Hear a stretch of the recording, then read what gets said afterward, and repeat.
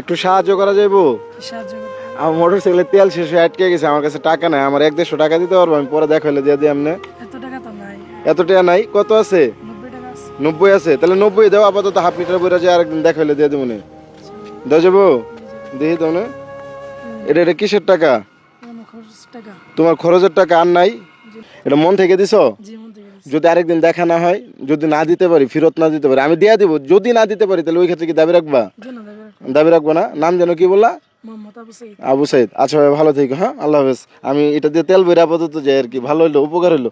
আচ্ছা আচ্ছা, 1 মিনিট একটু দাঁড়াও। একটা সত্যি কথা বলি, জি। আমি আসলে একটা ভিডিও করতেছিলাম, ভিডিও করলে প্রবলেম হবে?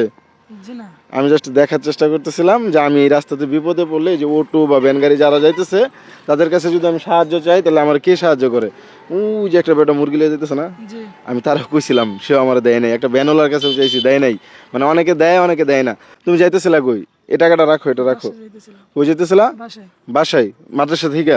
না, মসজিদ থেকে।